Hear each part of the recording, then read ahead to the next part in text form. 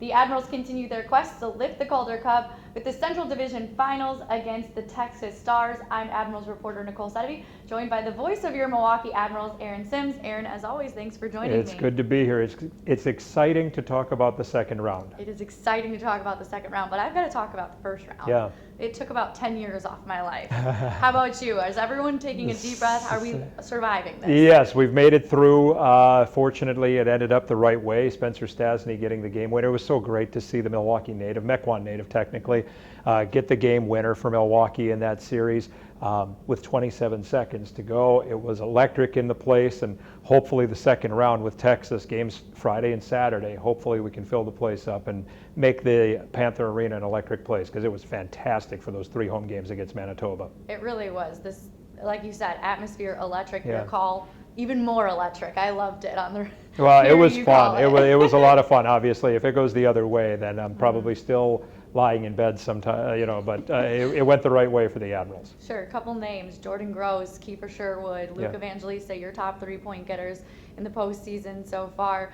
Great guys. They're standing out. Who stood out for you? Well, those guys definitely. There's no doubt about that. But what stood out definitely for me was the penalty kill. There were a couple of games where Manitoba was able to sting Milwaukee and get a couple of power play goals, but 0 for 7 in Manitoba was the Moose, and then the Admirals carried that over. Young players especially, Kevin Gravel is a player that is so key to this team. His leadership, his composure, the way he treats his teammates, the way he treats the opposition, the referees. He's courteous, but he's brutal out there on the ice. He's a tough player to play against.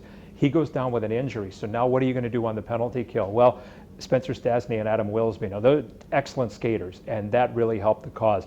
Igor Afanasyev didn't get all the points, and we'd love to see Igor score 30 goals. Everybody would love to score 30 goals, but Igor Afanasyev had 3, 4, 5 big block shots in the third period alone in that Game 5 win. So those players stand out. Mark Jankowski gets on the board. You mentioned Sherwood in that series. Jordan Gross had 7 points. The power play quarterback we all believed he was, and we saw that all season long from him, but it gets heightened in the postseason, especially when you're converting at about 35%. So the Admiral special teams, for the most part, did the job in that first series. It's going to be tough to do against Texas in the second round, because both of these teams are 2 of the least penalized teams in the American Hockey League. So we'll see if the referees put their whistles away or if they're going to call it tight like they did in a couple of games against Manitoba. Yeah, let's just keep talking about it, though. 85% on that penalty kill. Mm-hmm. Fantastic against the Moose. You touched on it. You're not sure how it's going to go against Texas. Assuming that they're on that penalty kill a decent amount, are they going to be successful? Well, Texas does not, oddly enough, Texas was the highest scoring team in the American Hockey League this season, 265 goals in 72 games. The teams were right neck and neck, 210 goals allowed for Texas, 211 for Milwaukee. So that's kind of a wash, but 3.74, 3.34 for the Admirals. So, but that being said, the Admirals had the best power play in the league. Texas is down in the middle, like 18%. So the Admirals are about 25%. So to the Texas power play, there's some talent out there, don't get me wrong. They get to the net, they let their guys from the blue line shoot the puck. They have players like McKenzie in front.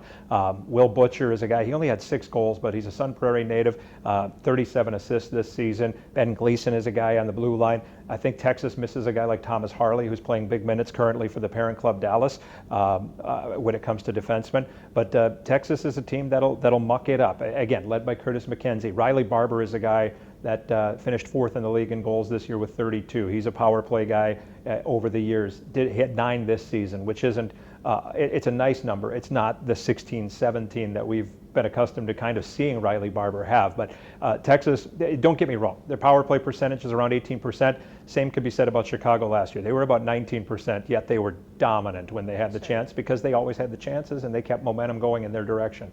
You touched on the Dallas Stars. They're currently in a tight series with the Seattle Kraken in the Stanley Cup playoffs.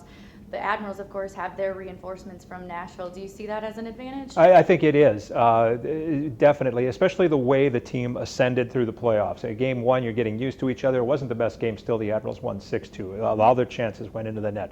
Next game, they play pretty solid. They lose in overtime. Next game, they did not play well, but lost in overtime. Game 4, they started to step up. Game 5 was fantastic. So those players are being assimilated back into the lineup. At this point of the season, you have so many players coming back, as we know, 7 in the latest round that came back from Nashville at the end of the regular season. So those players need to get back in the lineup. There's going to be some bruised egos. They might not be playing the role that they were when they were here prior.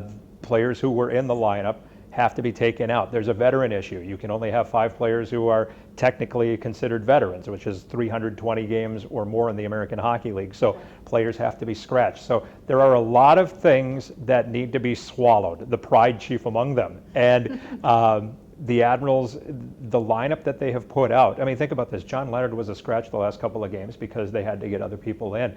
And John Leonard was one of the top scorers on the Admirals this season. So you have to put that pride aside. Now, matchups dictate certain things as well. Texas provides a different matchup than Manitoba does. I don't know what Carl Taylor is going to do lineup-wise in the second round against Texas. Maybe it'll change night to night depending on what happens. But it's good that he has a full complement of players and he can mix and match if he needs to.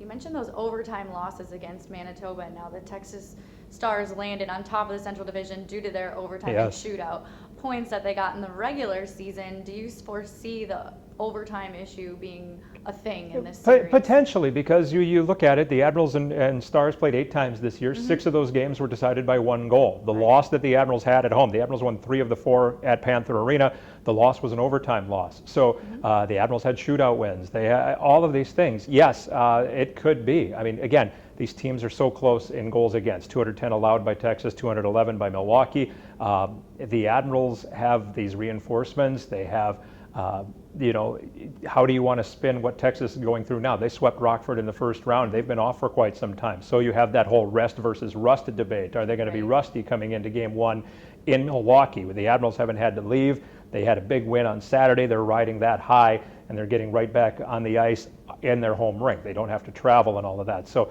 it's going to be interesting to see. But will overtime play? I'm sure it will. Certainly it's different, right? Because it's not the 5-minute 3-on-3. It's going to be the marathon, all of this stuff. So it's going to be interesting to see how it plays out. They're going to be close games. It's playoff hockey. You get past that first round, and players, especially in this league, you get past that first round. I mean, think about a lot of these players, now they have to go month to month on their lease, or they have to move in with somebody else or whatever because their leases are up. Their lives are kind of in suitcases at this moment. And so now, once you get past that first round, now the investment is like, hey, we might be able to do something special. We're one of the final 8 teams. This might be something pretty cool to do. I go back to Jake Taylor in the movie Major League when he screams at Roger Dorn in what was going to be their solarium. For some of these guys, it's their last chance. For some of these guys, it's their only chance. So this could, pride plays a factor here, a big-time factor, and I'm looking forward to seeing not only the Admirals on that side, but Texas, because they have fantastic leadership led by Curtis McKenzie. All right, the rust versus rest debate. I liked how you phrased that. You've been around the game a long time. Do you think that is going to play a factor for Texas? I'm sure they'd say they're ready, At right? the beginning, let's say at the beginning. Now, again, Texas is well coached. They have a couple of players who are legends down there on the assistant bench, Travis Morin and Max Fortunas. They are absolute legends. These players,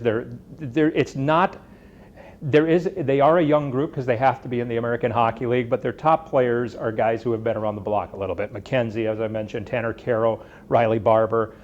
So those guys have been around a little bit. They understand that they better be ready to go right away. That being said, Texas, their second periods are the best. So the Admirals need to sting them in the first period, I think, a lot. The Admirals' second period has been their weakest. They've scored 70 goals all year in the second, allowed 80. Texas has scored 92 in the second period, allowing 57. So Texas is the best second period team in the American Hockey League. The Admirals need to figure out a way to slow that momentum down in period number 2. A great way to do that would be to sting them early in the game, especially once the series starts on Friday night.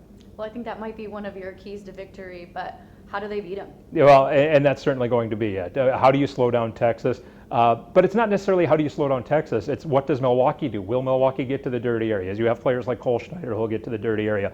We saw Luke Evangelista get his stick on pucks that were going to the net. Zach Sanford is a big body that'll get to the front of the net. That's the big key. You got to get in front of this Texas team. When you get in front of the goal, let's call it zone 1, right in front of the net, it's hard for goaltenders to stop pucks. So you got to get to the front of the net. Defensively, you got to have shooting lanes when you're on the blue line. So the Admirals have a mobile defense. They can move back up. Del Gaizo, Jordan Gross, Roland McEwen, those guys can find, Stasny and Wilsby obviously, those guys can find lanes. They need to find those lanes. They need to move the puck quickly. It's got to be good puck support. And Texas is a dangerous, dangerous transition team. So when you get to the blue line, if you don't have a clear in, you better dump it to the corner, because if you cough it up there, odds are it's going back the other way and there's going to be a dangerous chance. And they have guys that can finish for that Stars club. You touched on the goaltending briefly in that last answer. Talk about the goaltending Well, this series. How does it look? It's two outstanding young goaltenders. Matt Murray and Yaroslav Askarov both played their first NHL games this year. Murray for Dallas, obviously, and Yaro on January 12th in a loss at Montreal. He stopped 35 of 39. Askarov, the last couple of games, didn't get much work against Manitoba, which was a little different. 19 shots in one game, 21 shots in the other. So we'll see if the Admirals can continue that. Now, again, Texas is a different offensive animal than Manitoba. Texas just finds a way to get quality shots. They pack it into the middle and get good chances from there. And conversely, by the way, the Admirals can get good chances in the middle against Texas the way they defend in the defensive zone. So Askarov and Murray, it's going to be a good challenge. They're pretty even. Yaro played more games than any rookie, won more games than any rookie this year in the American Hockey League. Murray was fantastic too. Last year, you could make a case he was the best goaltender in hockey, the way he finished his college season at Amherst and then starting in the American Hockey League. Askarov was magnificent this year. Now he has a round of the playoffs. Murray has a round of the playoffs. It's, goaltending makes a big difference, obviously. And I've said all those things about the other players and how the Admirals play and all of that stuff. You can't minimize the importance of the goaltender, obviously. They are the most important player in team sports, in all of them. Football, you can win with a not an A-plus quarterback. You can't win without an A-plus goaltender. Right.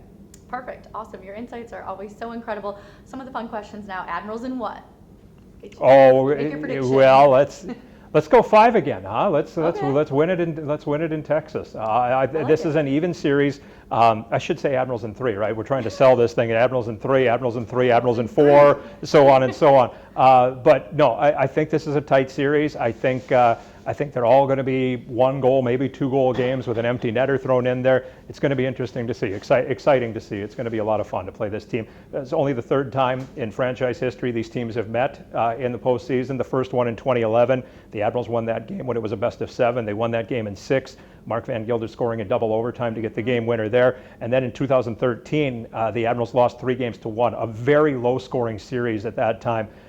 In that series, and the Admirals were stung there by a couple of key injuries, Michael Liambis and Brad Winchester, who was phenomenal for the Admirals that year, and especially going down the stretch into the playoffs, but he gets hurt and he was out for the series. So that really hamstrung the Admirals 10 years ago. Knock on wood, health is going to be good, and this is going to be 2 teams at full strength playing some great hockey. Well, I gotta say, you clean up nice. I like the I suit appreciate today. it. Thank you. Everyone has their suits dry cleaned for the series, right? I hope so. Well, you know what? I don't know. We don't Stuff. want to change the luck. I don't know. We'll see what happens. Luke better have, though. You better Yeah. have. No excuses on that one. Perfect. Well, thank you so much again, Thank you, Aaron. Nicole. The Best of 5 series with the Texas Stars gets started Friday at Panther Elite Arena. Thank you so much.